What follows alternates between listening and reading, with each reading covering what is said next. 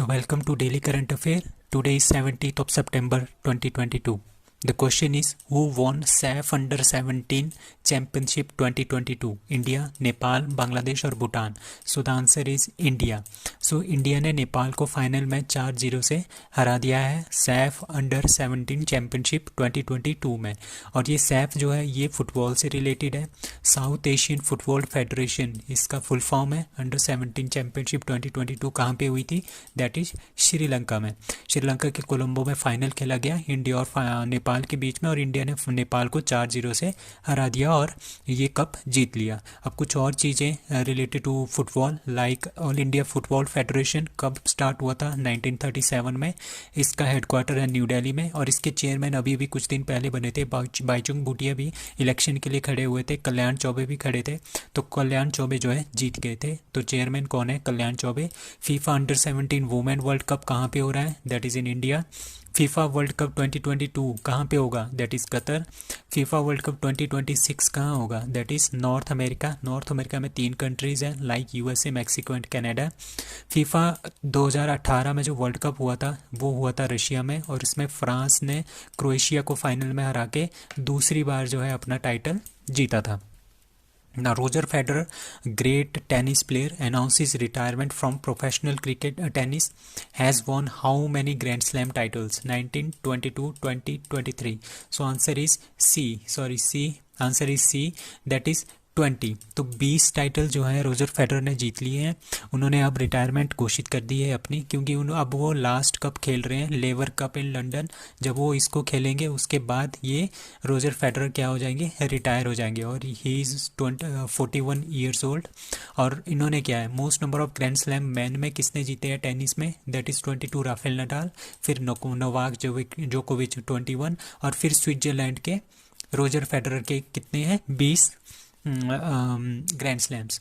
Most number of grand slam in women category में 24 Margaret court. ये तीनों के तीनों क्या हो गया? रिटायर हो गए हैं. मार्गरेट कोर्ट ऑस्ट्रेलिया की है, 24 इनके हैं. 23 सेरेना विलियम्स अमेरिकन है, and Steffi Graf she is German, 22 grand slam के साथ. Now India's first forest university is going to be established in, that is answer A, Telangana. So Telangana में हम क्या बना रहे हैं? Forest university, first forest university of India. ठीक है, टोटल वर्ल्ड में 3 फॉरेस्ट यूनिवर्सिटीज़ हैं. सबसे पहले रशिया में है, दूसरी चाइना में है, और अब तीसरी हम कहाँ पे बना रहे हैं? इंडिया में बना रहे हैं. तो first forest university of India that is in Telangana. So national sports university कहाँ पे है? दैट इज़ इम्फाल, मणिपुर में. इंडियाज़ फर्स्ट रेलवे यूनिवर्सिटी कहाँ पे है? That is Vadodara, Gujarat. Now KRIBHCO, that is उसके जो फुल फॉर्म है that is Krishak Bharati cooperative limited, जो एक कंपनी है, ये बना रही है बायो इथेनॉल प्रोजेक्ट. ठीक है, which is started by Amit Shah at, कहाँ पे ये स्टार्ट हुआ है?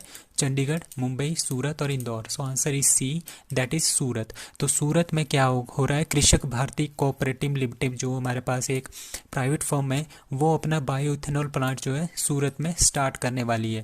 ठीक है, इसमें रॉ मटेरियल क्या क्या यूज होगा? इथेनॉल हम कैसे बनाएंगे? इथेनॉल बनाएंगे हम जो मक्की है, मेज़ मक्की मतलब उसका जो वेस्ट है उससे हम प्रोड्यूस करेंगे इथेनॉल. पैडी मतलब कि जो राइस है उसका जो वेस्ट मटेरियल है उससे हम इथेनॉल बना सकते हैं. और जो शुगर केन है, इन तीनों को इकट्ठा करके हम क्या बनाएंगे? इथेनॉल बनाएंगे. अब हमारे पास क्या हो रहा है? जिस तरह से हमारे पास सपोज हमारे पास पेट्रोल है, हमारे पास बहुत सारी गाड़ियाँ होगी है, तो सबके लिए पेट्रोल चाहिए या डीजल चाहिए. ठीक है, अब हम क्या कर रहे हैं? जो ये पेट्रोल है, अगर हम प्योर पेट्रोल डालें तो पेट्रोल की खपत ज़्यादा होगी और इसकी डिमांड ज़्यादा होगी और इसके प्राइस भी हाई चले जाएंगे. अब हम क्या कर रहे हैं? इसके साथ हम पेट्रोल के साथ हम क्या ऐड करेंगे? इथेनॉल ऐड करेंगे. दैट इज़ 20% इथेनॉल पे हम अभी वर्क कर रहे हैं और 80% पेट्रोल. तो इसमें क्या होगा? जो ये 20% यहाँ पे पेट्रोल लगना था उसकी जगह पे हम इथेनॉल यूज़ कर रहे हैं. तो इस वजह से क्या होगा? पेट्रोल की डिमांड थोड़ी कम हो जाएगी और इथेनॉल हमारे पास बढ़ जाएगा. और इथेनॉल हम कैसे इंक्रीज में बना सकते हैं? वो हम अपने थ्रू बना सकते हैं बाय यूजिंग मेज, पैडी, शुगर कैन के जो वेस्ट मटेरियल है. तो प्राइसेस, पेट्रोल प्राइसेस भी इससे क्या आ जाएंगे? कम हो जाएंगे। So India's first bio ethanol plant that is greenfield ethanol plant is Purnia Bihar में पहला प्लांट खोला गया था। बायो सीएनजी का प्लांट कहाँ पे है, जो कि एशिया का सबसे बिगेस्ट है, that is Indore Madhya Pradesh. Biomass to hydrogen plant that is Khandwa Madhya Pradesh. First steel slag road कहाँ पे बन रहा है, सूरत में। First bullet train station that will be in Surat. और फर्स्ट बुलेट ट्रेन कहाँ से कहाँ तक वो रोड बन रहा है, सॉरी ट्रेन की पटरियाँ बन रही है, that is Mumbai to Ahmedabad.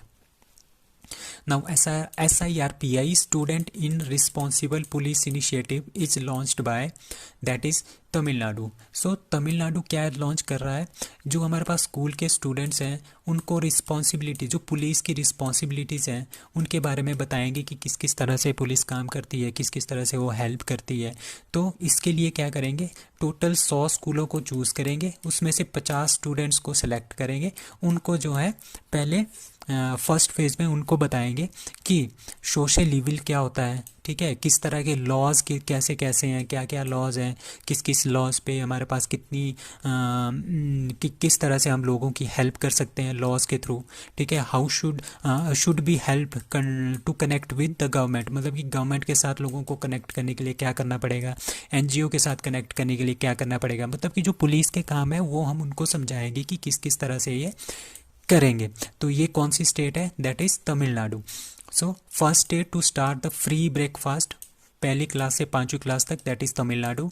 बाल बजट मतलब कि किड्स के लिए जो बजट है वो स्टार्ट करने वाला स्टेट है, that is Madhya Pradesh. Chief minister of Tamil Nadu that is MK Stalin.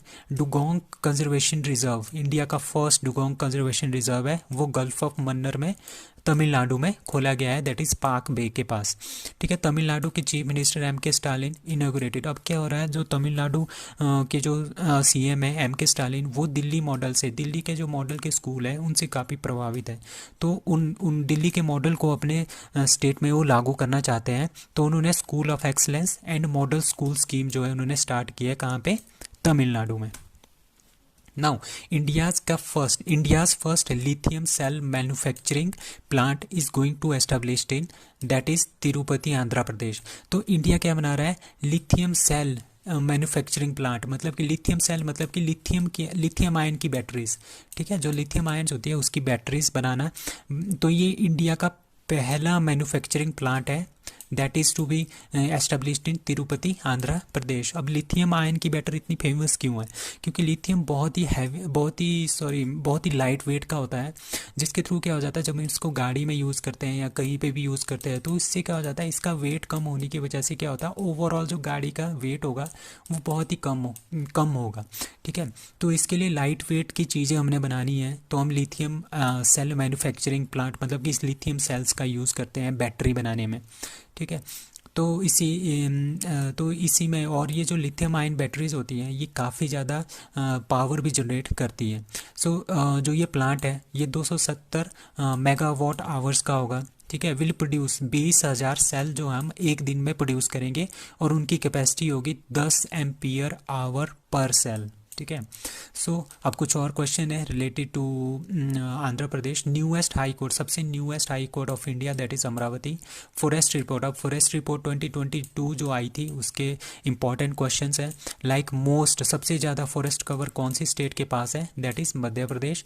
Most percentage, मतलब कि परसेंटेज के बेस पे सबसे ज़्यादा कौन सी स्टेट में आपके पास फॉरेस्ट है, that is Mizoram.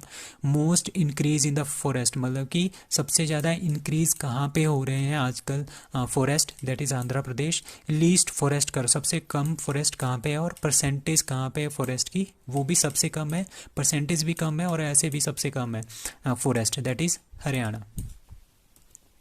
So India launches urban wastewater scenario in India at World Water Congress and Exhibition 2022 at, ठीक है। जो ये world water Congress and exhibition हुआ था ये कहाँ पे हुआ है, दैट इज़ कोपेनहेगन। कोपेनहेगन कहाँ पे है, that is in Denmark. So Denmark में ये world water Congress and exhibition 2022 हुआ था, इसमें इंडिया ने भी पार्टिसिपेट किया था। तो इंडिया में जो अर्बन वेस्ट वाटर होता है ना, जो शहरों का जो वेस्ट का पानी होता है उसको हमने मैनेज करना है, तो इसके बारे में उसमें बात हुई थी, ठीक है। तो इंडिया और डेनमार्क ने दोनों ने एक एग्रीमेंट साइन किया है, जो ये वेस्ट वाटर है ना, इसको हमने क्या करना है, मैनेज करना है, इसको रिसाइकल करके पीने लायक बनाना है, या फिर हम इसको एग्रीकल्चर में भी यूज़ कर सकते हैं। तो इस तरह से इसका मैनेजमेंट करना है। इसके लिए इंडिया और डेनमार्क का MOU साइन हुआ है। So India and Denmark will focus on green hydrogen, renewable energy and waste water management. So कुछ ये काफ़ी इंपॉर्टेंट, ये जो अब जो ये समिट्स हैं ये बहुत ही ज़्यादा इंपॉर्टेंट है रिलेटेड टू द इन्वायरमेंट। तो इन्वायरमेंट सभी पेपर्स में आता है, तो ये बहुत ही ज़्यादा इंपॉर्टेंट क्वेश्चंस बनने वाले हैं। लाइक स्टॉकहोल्म जो समिट थी वो 1972 में हुई थी स्वीडन में। किसके लिए हुई थी? सस्टेनेबल डेवलपमेंट के लिए। उसके बाद 1987 में क्या हुआ, मॉन्ट्रियल का समिट हुआ, क्योंकि ओजोन लेयर जो होती है ना हमारे पास, उस पर थोड़े थोड़े क्या हो रहे थे, होल्स हो रहे थे। तो उसको बचाने के लिए कनाडा में मॉन्ट्रियल में एक समिट हुआ 1987 में, उसको बोलते हैं ओजोन लेयर कंजर्वेशन समिट। उसके बाद रियो समिट हुआ 1992 में, रियो इज़ इन ब्राज़ील। ये पहली अर्थ समिट है, वेरी वेरी इंपॉर्टेंट क्वेश्चन, और इसमें एक रिपोर्ट आई थी एजेंडा 21।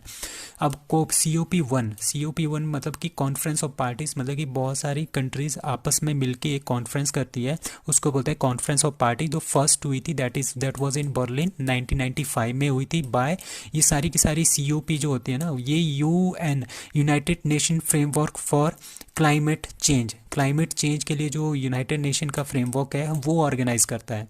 ठीक है। COP1 हुआ था बर्लिन में। उसके बाद COP3 वेरी इंपॉर्टेंट, क्योटो में हुआ था जापान में 1997 में। इसमें क्या हुआ था, एक क्योटो प्रोटोकॉल था। क्योटो प्रोटोकॉल मतलब किसके लिए, उस टाइम क्या हुआ था, उस टाइम काफ़ी ज़्यादा ग्रीन हाउसेज गैसेज हो रही थी, ग्लोबल वार्मिंग हो रही थी। उससे बचने के लिए उन्होंने क्या कर दिया था, एक प्रोटोकॉल लॉन्च गया था कि हमने ये गैसेज कम करनी है। ठीक है। उसके बाद COP21 2015 में हुआ था, कहाँ पे, पेरिस में। इस टाइम पे क्या हुआ था, 2015 में क्लाइमेट चेंज की बहुत ज़्यादा शिकायतें आ रही थी, तो क्लाइमेट चेंज को रोकने के लिए ये पैक्ट हुआ था 2015 में। इसको बोलते हैं पेरिस एग्रीमेंट या पेरिस पैक्ट। अब COP26 कहाँ पे हुआ है, दैट इज़ ग्लासगो 2021 में, ये लास्ट हुआ है COP26।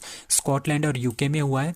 और इसमें क्या बोला है इंडिया ने, कि हम अपने कार्बन एमिशन को 45% से कम करेंगे अप टू 2030। ठीक है। और हम नेट जीरो कार्बन प्रोड्यूसर बनेंगे अप टू 2070। ये दोनों काफ़ी इंपॉर्टेंट स्टेटमेंट्स हैं। अब COP27 कब होगा, ये अभी होगा नवंबर 2022 में, that will be in Egypt.